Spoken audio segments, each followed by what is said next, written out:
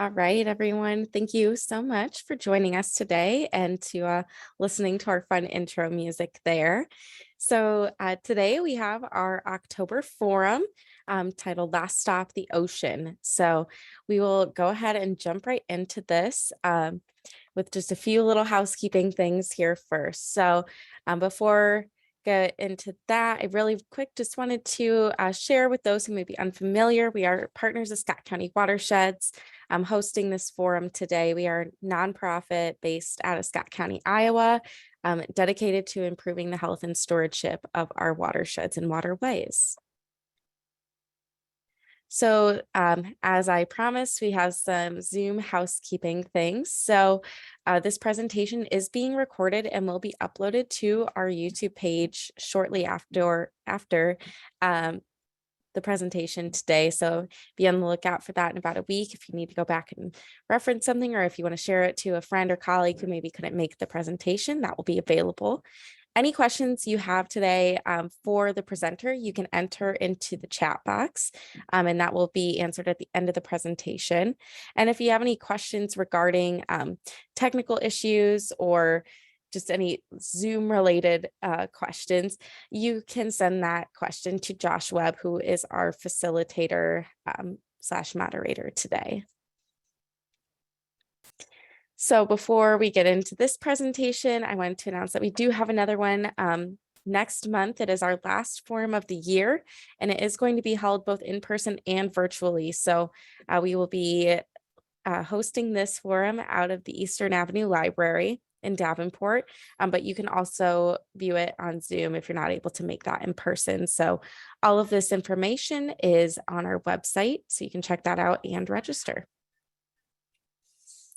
And of course, we couldn't do this without the people that are supporting us. So thank you to those who are in the audience who represent these organizations and, beyond. Of course, we're thankful for all of them, whether they could be here or not. And you too can be on that page before. We have lots of different options and ways that you can help support healthy watersheds. So you can take a look further into all of these different options on our website. And I think without further ado, I'm going to go ahead and pass it off to Jennifer here to talk about Last Stop the Ocean.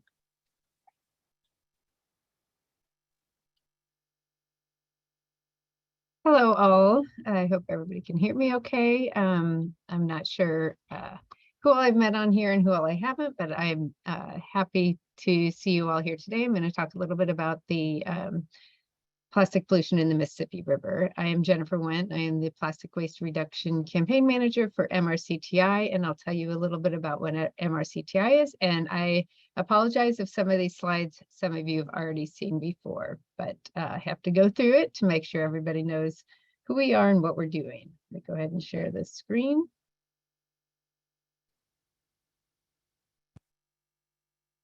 All right, I am going to begin talking about the Mississippi River Plastic Pollution Initiative. And as you can see here, this is the Mississippi River watershed. So everything, it drains 40% of the continental US, 31 or 32, depending on how you ask, states all drain through the Mississippi River. So into the Gulf and into the ocean. So I think a lot of times people don't realize what we're doing in the middle of the country. I'm in St. Louis, Missouri, affects the ocean and global actions. So basically I love this hourglass because as you can see here in Montana, if somebody drops a water bottle on the ground and it gets washed through storm drains, tributaries, it can make its way to the Mississippi River, to the Gulf, and to the ocean. And so this is one of the things we're really trying to educate people about, mostly because there's such a big focus on ocean plastics, but not a lot of focus on how it gets there. And we do know that 80% of plastics originate from land-based sources. I'm going to go ahead and play a video, and I apologize again if you've already seen this. Let me share a new screen. It is less than 2 minutes long, so it'll be a quick one.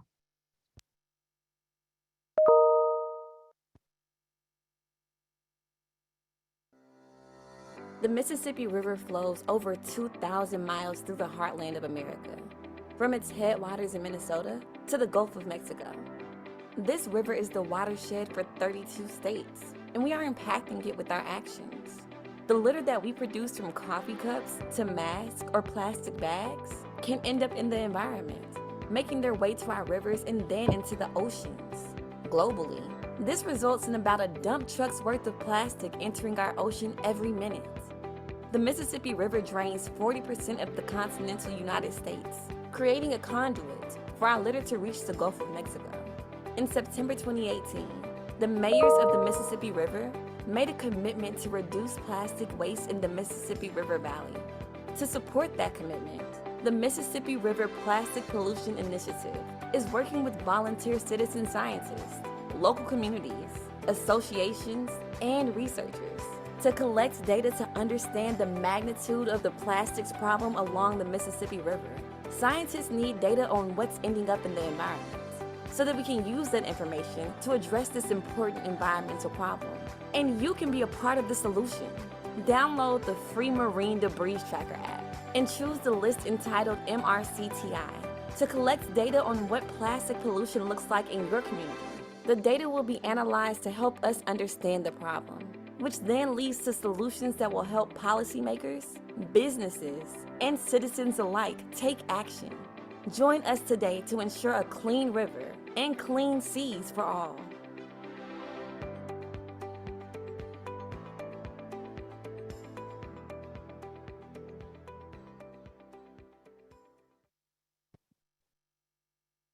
All right, so I will go ahead and, oops, hold on a second.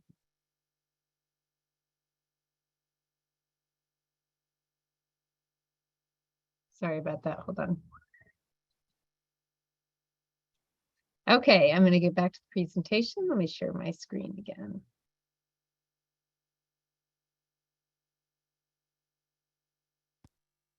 Okay, I'm going to tell you a little bit about MRCTI, so you all know our part in this and why I'm talking to you here in St. Louis, to you all in Quad Cities. So MRCTI is the Mississippi River Cities and Towns Initiative. It's an association of United States mayors, and we currently have 102 mayors as members of MRCTI. I think there's about 140 cities total, so we have the vast majority of mayors involved in our organization.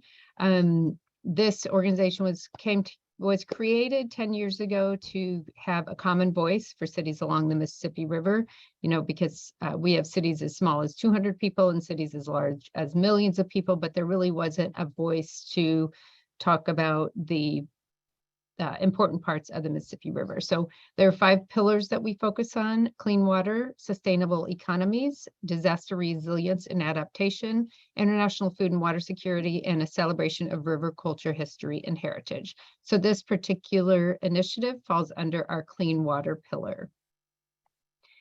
So as you heard in the video, we all came together in 2018. The mayors made a commitment to reduce plastic waste. We became the first river system to join the United Nations Clean Seas program. And so once we started it, we were trying to figure out how we were going to do that, but we realized that we really didn't have a baseline of data. So we decided the best way to do that was to join forces with a way to collect data. We interviewed different app producers or different folks that created apps, and Literati was one, and then the Marine Debris Tracker was the other one. And we selected the Marine Debris Tracker because it is open source data. It is available to anybody. You can download it into an Excel spreadsheet and analyze it yourselves, or you can look at the map that's on the Debris Tracker website, enter in dates, enter in organizations, and look at that data yourself as well. So what we asked of people is to collect data, and I'll tell you a little bit about that here in a minute. So far what we did was we've worked with the cities you see here: St. Paul, Minnesota, St. Louis, Missouri, and Baton Rouge were our first 3 pilot cities. And in that round, we collected about 75,000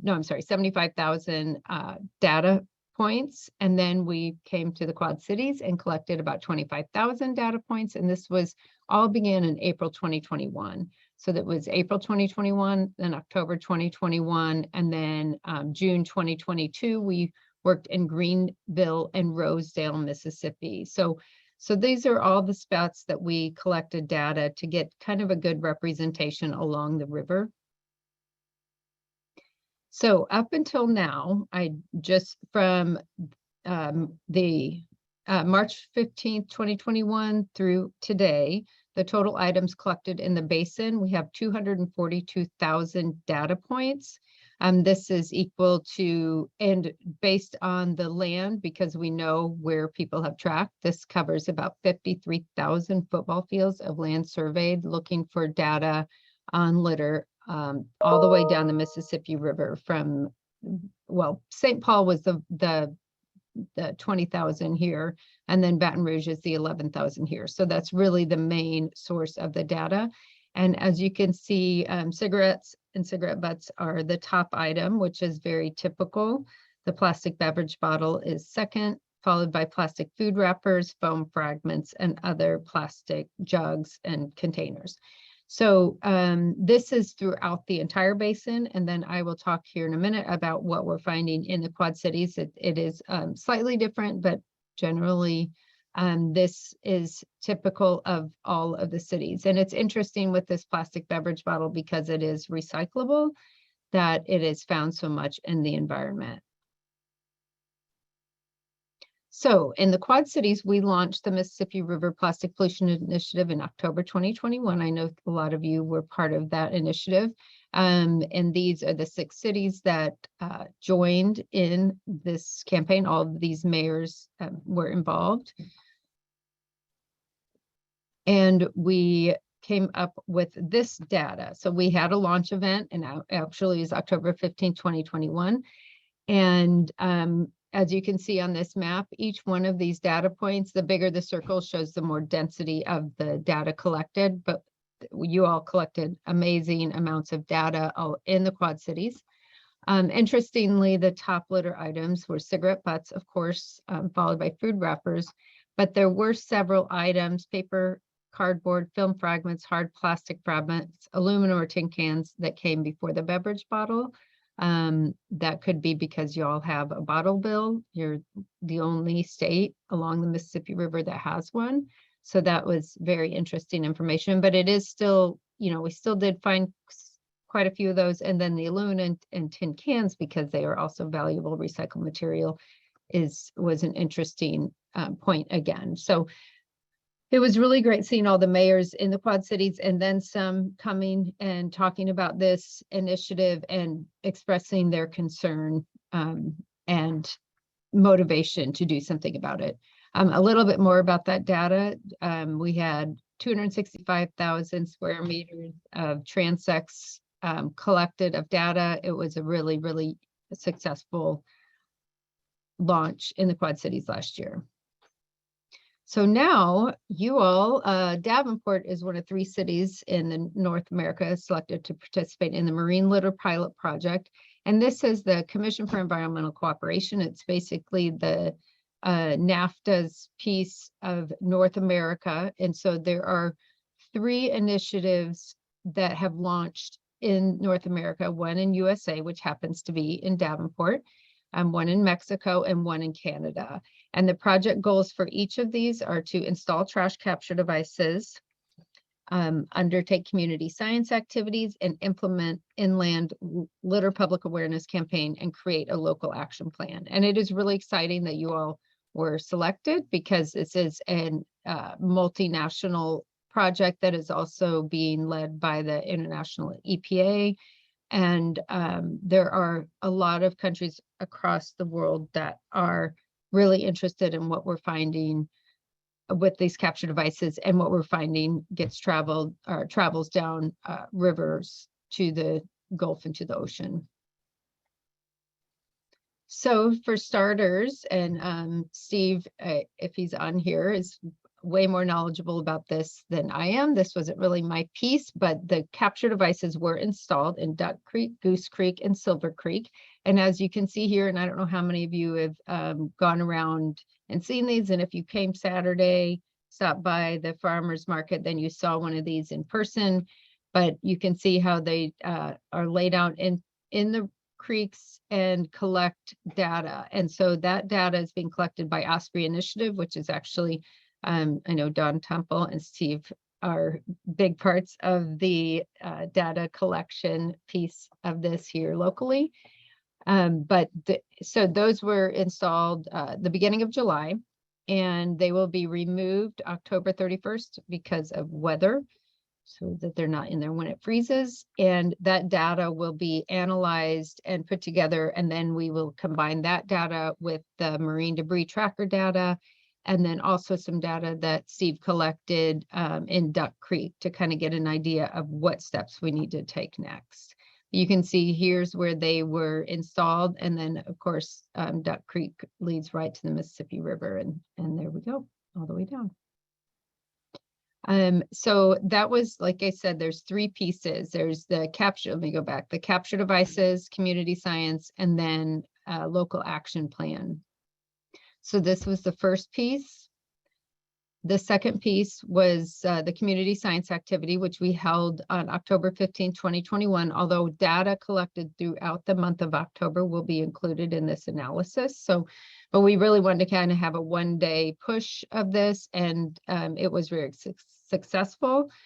We got some really good data, and I will show you that now. So I went ahead and selected the dates from October 1st through October 15th, but there are, the vast majority was collected on the 15th. I don't know how much was collected before that, I didn't look, but this is what you see. This screen here is what you see when you go to the debris tracker website and then click on the data tab, and you can enter in your dates, your organizations, which is the Mississippi River / MRCTI.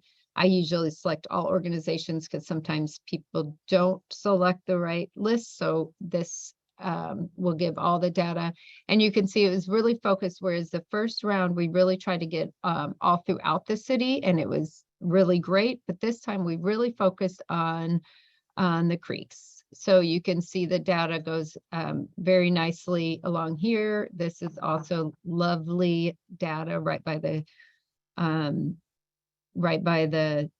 waterway, and then along here, and then along the Mississippi River.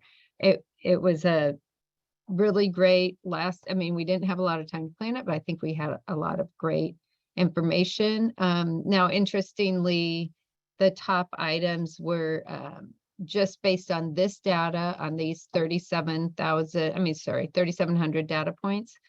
Plastic food wrappers were number one. Other plastics, and I need to dig into the data and see why that is so prevalent instead of it being categorized a little bit better, but plastic bottles and cigarettes and cigars and plastic bags. So these were the top items in that order.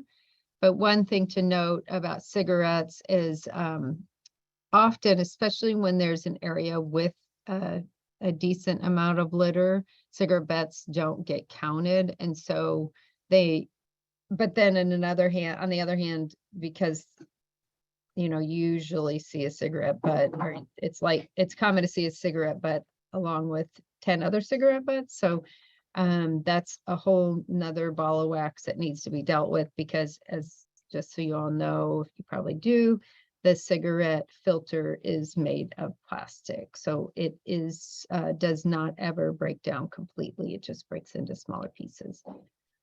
So with this data here, along with this is data that Steve collected in Duck Creek from September 2021 through May 2022. So this is really interesting to combine with the data collected on land, because this is data that he collected actually in the creek on this path of Duck Creek. And so you can see that plastic bottles is slightly smaller. So either those plastic bottles are being collected before they are making their way to the creek. I'm not sure. That's something that we'll have to really talk about. But plastic food wrappers, plastic bags, and of course styrofoam pieces, because once those are in the waterways, they just break down into smaller pieces. So this data is very, very, I love this because it is specifically in the waterways. It's hard to ask volunteers to go wade in the creeks and rivers to collect data. So Steve's working on a year's worth of that data put together, and we'll combine it when we work on our next step, which is implementing inland litter public awareness campaign and creating a local action plan. So these opportunities, I don't know if you all can read them. Hopefully you can. This list came from last year's Mississippi River Plastic Pollution Initiative, when we met with partners and the mayors to come up with, I mean, we didn't come up with these, this is what you all came up with, opportunities to reduce plastics. There were some folks that noted on the Illinois side, there were the recycling drop-off areas had closed. And so that was one thing, to have better access to recycling in public spaces, improving the return centers, the redemption centers. And I know there's some legislation that just changed. So, building that, like the can shed is, increasing those locations is really important. People talk a lot about straws. An opportunity is to change business practices, such as straws by request, not necessarily just getting rid of them, but at least asking folks.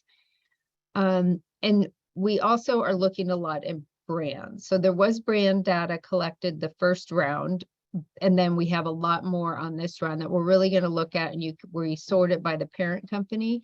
And so we can really go back to the manufacturers and say, okay, we're finding this data with these things in the environment. How can we work together? It's not a shaming the manufacturer. It's not a shaming the consumer. Although this advertisement down here in the left corner, this litter campaign does shame the consumer a little bit, but it's really so that we can work together, and because manufacturers don't want to see their material in the environment either. It's not like they don't care, they do care. So it's something that we can work together. There was talk about municipal contracts to be used to enforce cleanup prior to mowing. This picture here is of some litter that was mowed over. I'm sure you've all seen it. I know when I talked to Rob and Dunn with Davenport, they have a strict rule with their mowers about picking up litter first. But I know it's an added step for cities to go and be on top of contracted mowers to get that done. But it's something that has to be done because it creates so many fragments of plastic that then are never picked up and just make their way into our water and soil. And then cigarette receptacles came up a lot because that was a top item last year. And I found this that I thought was really cute. I don't know if it would be implemented, but some type of receptacle. But this was, does pineapple go on your pizza? Vote yes or no. So it kind of encourages people to put their cigarettes in the box. It says vote with your butt. And there's I've seen different versions of this, whether it's like football teams or, all kinds of things that you can put to try to, which of the Quad Cities is best. I don't know. You can do a lot of different things there. And then, of course, better communication and messaging around plastic pollution. And that's what we're going to be focusing on early next year, still some more, and really try to get some new partners. The Department of Transportation and Keep America Beautiful are always good. But this image down here, I thought it was cute. It's not very, it's frowned upon because it is more shaming the consumer, but this is from the city of Toronto, where they have these different things posted of litter that it says littering says a lot about you. So that may not be practical for the Quad Cities, or I don't know, anywhere in the Midwest, but you know, different, some creative messaging would help as well. And so basically what we're going to do is take the different types of data from Osprey, from the capture devices, from the debris tracker, and then the Duck Creek data that Steve's been collecting over the year. And what we need to do is focus on behavioral changes, political will, and manufacturing changes. So this is something that we could do. It has to be a collaboration. So no matter what, it has to be the consumer, policy, and manufacturers to be able to really reduce. And then of course, prevention is very much focused on, receptacles, locations for dropping off materials, and then working with manufacturers to try to incentivize collecting some of the material, reducing single-use plastic use, and increasing recycled content in their bottles, in their packaging.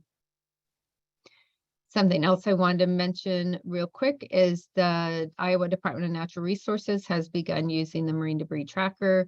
They are encouraging all Iowans, I hope I said that right, to use this and collect data throughout Iowa, and they are going to be using it themselves to develop strategies to prevent and reduce litter at their level. So it's another layer that will help us in reducing waste in the environment.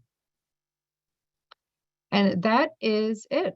So just a reminder about this hourglass. This is the Mississippi River watershed, and people don't realize how much it drains. It's amazing being here in the Quad Cities and in St. Louis, how different the river is than being down in Baton Rouge and New Orleans. Everything flows downhill, and that's where everything's going. So we all have to work on it, even though I have to say Quad Cities is one of the cleanest areas that I've seen on the Mississippi River. Probably about the same as St. Paul. And then it really does seem to increase as we go down the river. So my information's there, and we can I can share the presentation as well, but I will open it up for questions or discussion, please. I really like discussion on these types of things so that we can, since I don't like just talking, I want to hear discussion.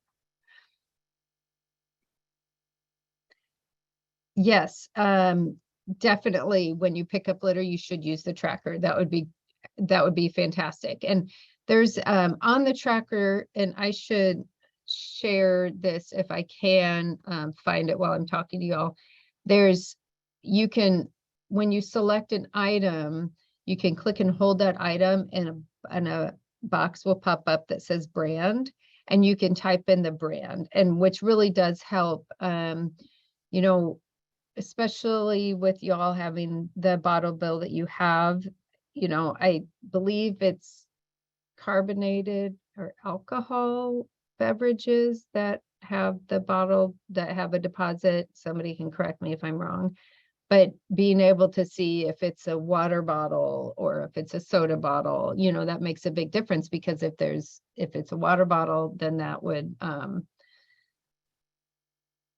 oh, great. Thanks, Bob. That would be that's really good information for us to have, because if it's soda and they're still on the ground and they're carbonated beverages and they're not making it to the redemption center, that's different than if they're water bottles that we just need to, oh, Judith, thanks, Judith, that we need to reduce the use, and that's not easy to do, but through water filling stations. One thing we did at the event Saturday is there's aluminum single use, but they're fully recyclable, and they're not just single use. You can fill them and keep using them, and they're highly recyclable instead of single use when you just have to have a water bottle and you don't have a reusable bottle.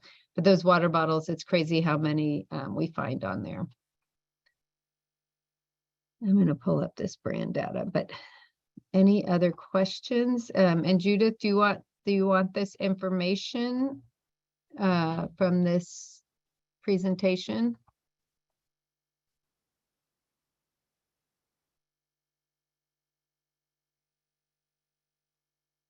Okay, I will get you that presentation. And please feel free to enter in the chat. I know I went pretty quickly through the information. I'm happy to discuss or clarify anybody's questions you have, or if you want to see a slide again, please let me know.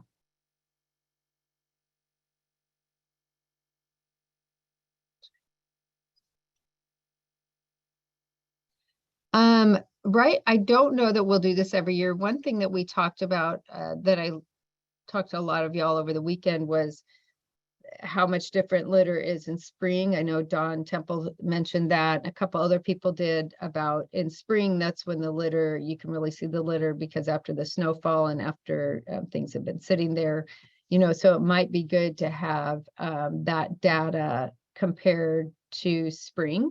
So now we've done this twice in October, but maybe getting another round in spring, I think would be really great. So we'll see how that goes, but we'll start that public awareness and local action plan in early 2023. And that will include all the data put together, and we can kind of get a better look. Amy, I don't know, because I haven't seen all the data, but I'm pretty sure they were. I don't know if Steve is on here, well, Don Temple is, or Don is on here, about seeing that the smaller stream trash traps were as effective as those on Duck Creek.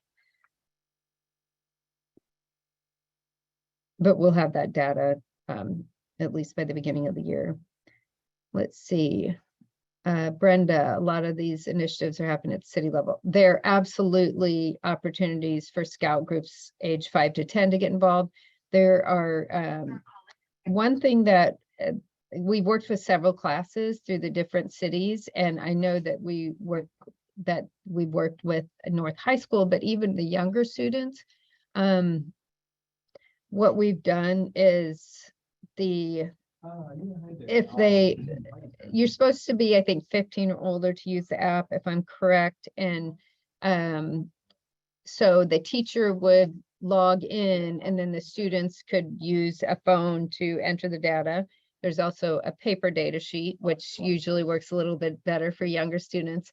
And one of the teachers here in St. Louis, what she did was had something with pictures, and she'd have the kids at the bus stops, you know, mark them. They were in kindergarten and first grade, mark the pictures. And so, you know, it may not be that we get all this really, really detailed data, but it definitely gets the kids to start making note when they see things on the ground, whereas before they may have just walked by. So yeah, Brenda, my information should be on here. I'll drop it in the chat anyway, but feel free to reach out to me, and I can get you specific resources for younger students. And then I know I've been talking to Aaron Marar, I'm probably saying that wrong, but he's also talking about doing a plastics focus, and I'm not sure when that will start, but I think it's with second and third graders. The costs for the Osprey litter and sorting go local after this fall. I believe that the traps will be removed and not put back in, because the cost was covered by the Commission for Environmental Cooperation, and then through the end of this year. And then if they want to be put back in, then the cost needs to be covered by the cities. And I think that they've decided to pull those out and not put them back in, but I'm not 100% sure. Okay, Dawn is not on this Dawn is not on this presentation, but I'm pretty sure all the question about the traps, I'm pretty sure they were all as effective. They all worked really well. I think there was one that was damaged, and then they were able to replace it, you know, local, because what Osprey does is they get local folks to really help maintain it, and then they do that, I guess, data analysis in conjunction with the local folks that they've hired to help. Oh yeah, I was going to show something about selecting the brand. This might take me a minute.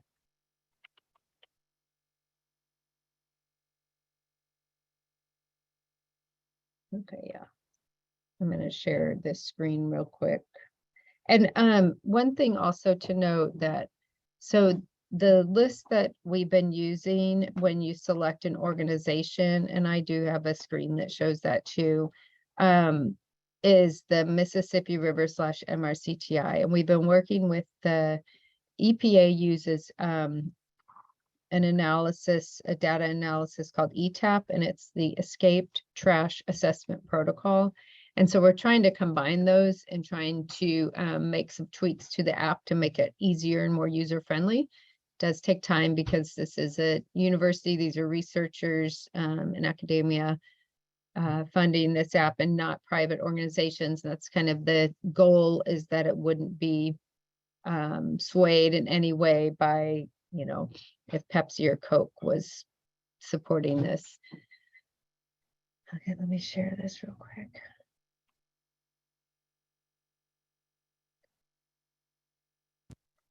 Okay, this is to collect brand data. So when you pull up when you're on the screen using the app and you press and hold on the item, your beverage bottle, then a box pops up and it says brand. And then you type in Pepsi or Coke or Gatorade or Ice Mountain, that kind of thing. That's just something I wanted to mention.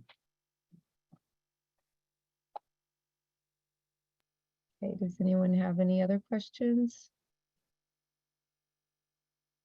Sure, there are things that I forgot to mention because there's a lot involved in this, but I do want to mention too that, you know, because of this initiative, it only started in April 2021. So we've already done so much, and it's not that, when I say we, I mean all of the communities, and I'm just really amazed how motivated Quad Cities is on this initiative overall, not just the Mississippi River Plastic Pollution Initiative, but the last stop, the ocean, which is basically the follow-up, but most of the players are still involved.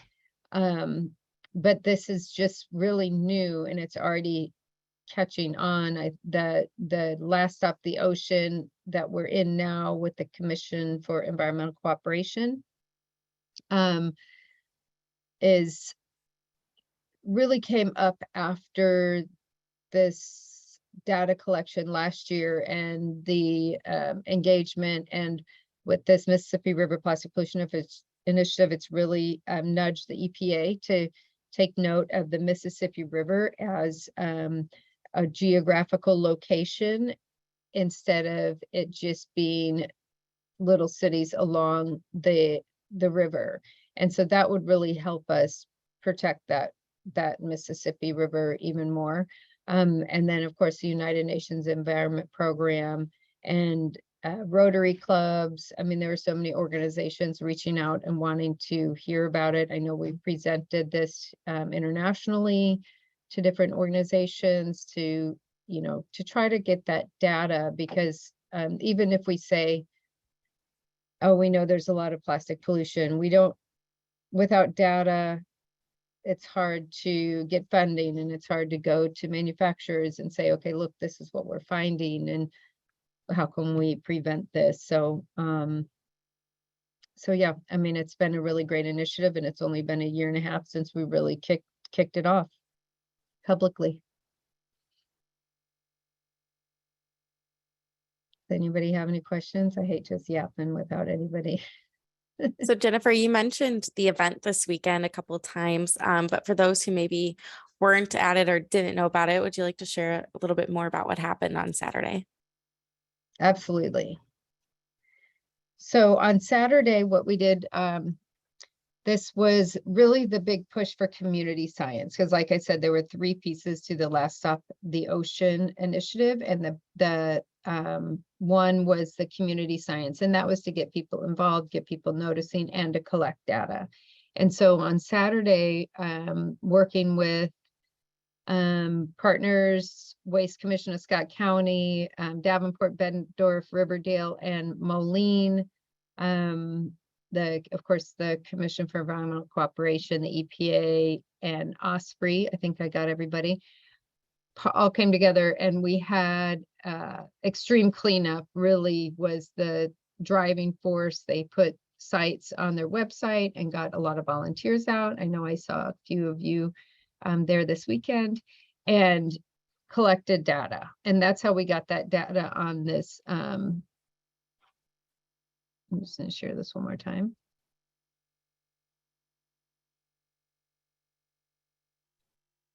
So this data that you can see here, hopefully you can see it,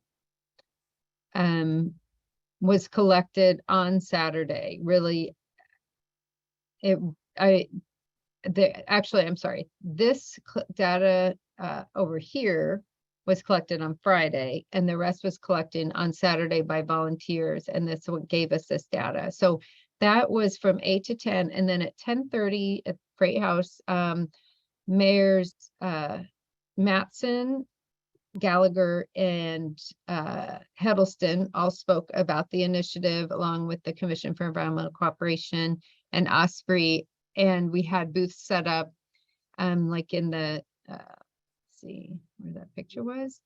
We had some booths set up, and we had Osprey out there, and we got a lot of just people walking through the market, learning a little bit more about plastic pollution and the initiative. And it was a really, really great event. So that was just a one-day push that you all collected over 6,000 items. It just really was a fantastic event. But that was really just the start. So really, we still want people to collect data through the month of October. And then hopefully y'all will be interested in coming up with that local action plan, because I will be facilitating it, but I certainly won't be leading the actions. That'll be up to you all. Did I forget anything, Kelsey? I think that sounds about right. Well, folks, I think our questions are slowing down here. And of course, if you have any questions that you think of later, you can find Jennifer's contact pretty easily through our website, or you can contact me through our website. Happy to put everyone in contact with each other. But without seeing any more questions, I think we'll wrap it up. Thank you again so much, Jennifer, for presenting today. Thank you for all your work that you're doing here in the Quad Cities. We appreciate this partnership and an opportunity to work together to get litter out of our waterways. Well, thank you for letting me speak to you all and going through this presentation. I look forward to working with you all in 2023. Right. Thanks, everyone. Have a great rest of your day.